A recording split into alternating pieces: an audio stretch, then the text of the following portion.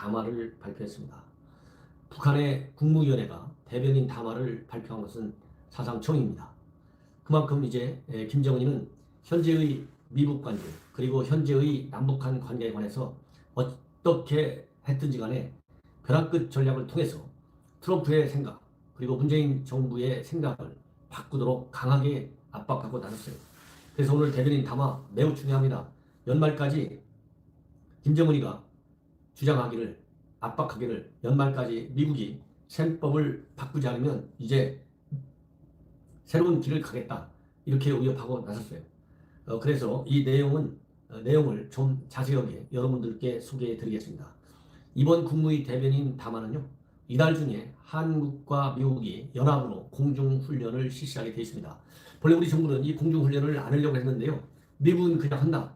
이름은 대신 바꾸겠다. 비질런트 에이스라고 하는 한미연합 공중훈련 가장 큰 규모의 훈련인데, 작년에는요 아예 미국과 북한 간의 싱가포르 회담 그 여파로 안 했어요.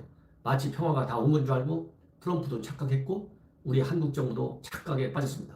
그래서 아예 안 했는데 금년 1년에 김정은이 하는 거 보니까 완전히 사기당한 기분이잖아요. 그렇기 때문에 그래도 현 문재인 정부는 그래도 민족공조 김정은이가 얘기하는데 안 들어줄 수가 없잖아요. 그래서 훈련을 안 하려고 했는데 미국은 곰곰이 생각해보니까 이 훈련을 안 하면 연말까지 김정은이가 얘기한 대로 새로운 개사법에 굴복하고 나오는구나. 이렇게 김정은이가 상황을 오판할 가능성을 우려한 것 같아요. 그래서 비질런트 에이스 훈련 그대로 강행하기로 최종 결정했습니다. 이 비질런트 에이스 훈련 재작년만 하더라도 한미 양 공군 전투기들이 약 200여 대가 총 동원될 정도로 무시무시한 공중훈련입니다. 더군다나 김정은이는 이 공중전 가장 취약하지 않습니까?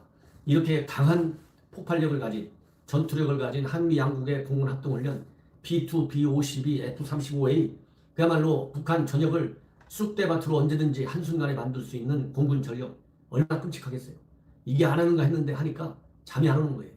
그래서 공허한 말인 것 같지만 현 상황에서 김정은이가 얘기하는 것은 공허한 블러핑 이런 공갈 전술이 아니고 언제든지 이 위협은 실제화될 수 있는 위협이라고 저는 생각합니다.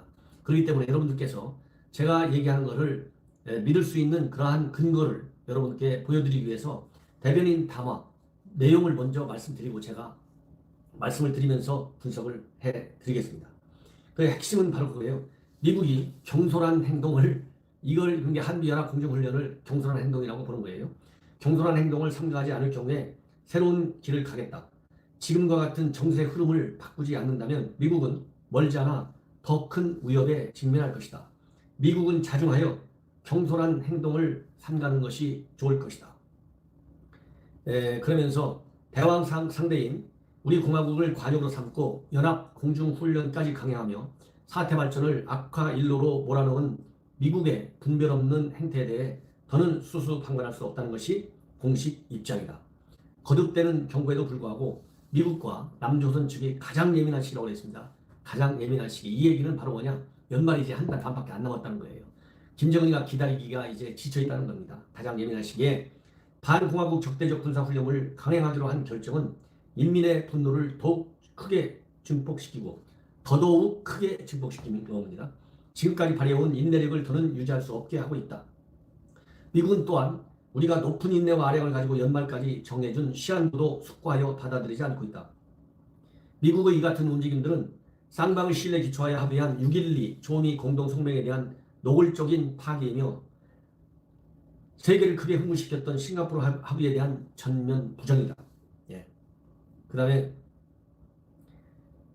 우리는 상대방이 공약을 어기고 일방적으로 적재적 조치만 취하고 있는 현 시점에서 공약에 계속 얽매여 있을 아무런 이유도 명분도 찾지 못하고 있으며 이제는 그만큼 여유롭지 않고 있다.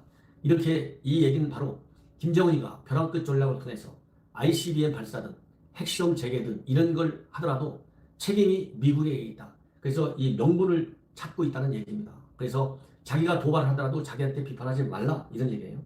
우리의 자주권과 안전 환경을 위협하는 물리적 움직임이 눈앞에 확연하게 드러난 이상 이를 강력하게 제압하기 위한 응전 태세를 취하는 것은 주권 국가의 당당한 자유적 권리다. 대화에는 대화로, 힘에는 힘으로 대응하는 것이 우리의 뜻과 의지다.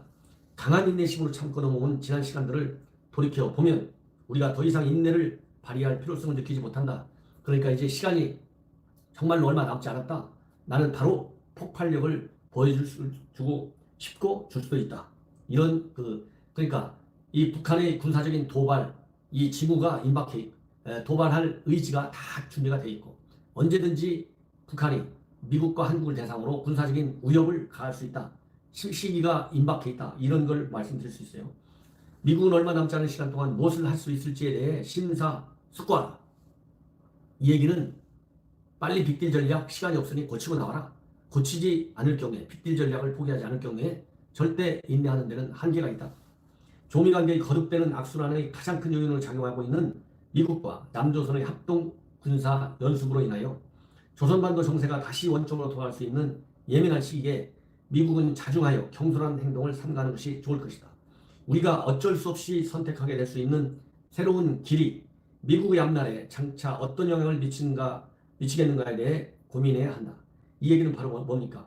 미국의 앞날에 장차 어떤 영향, 이 얘기는 트럼프 재선 이제 1년밖에 남지 않았는데 더 이상 시간이 없으니 북한이 얘기하는 새로운 길, 즉 군사적인 북한의 미국에 대한 압박, 군사 위기 조성 이런 거에 관해서 과연 북한이 그렇게 말로만 공허하게 하는 위협이 아니고 반드시 이번 군사적인 위협은 실행하겠다는 의지를 강력하게 표현하고 있는 거예요.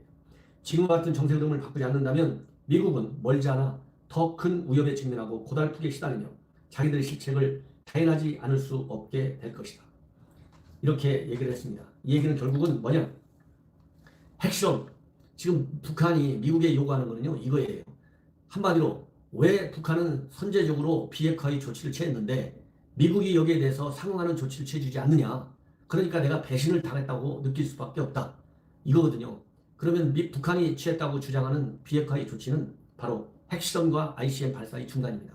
그리고 트럼프는 바로 이것을 가지고 6.12 미국 공동성명 이후에 이것이 외교의 최대한의 성과인 것처럼 아주 그냥 수시로 이걸 써먹고 있어요. 역대 대통령 수십 년간 한 번도 못한 것을 자기는 한순간에 김정은한테 이걸 받아내는 겁니다.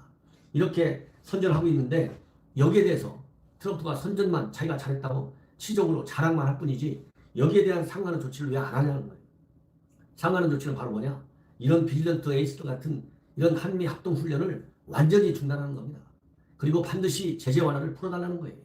그 다음에 평화체제 빨리 협상하자는 겁니다. 이게 미국의 상응하는 조치로 김정은이가 원하는 건데 이걸 안 해주니까 김정은이가 지금 열받은 거예요.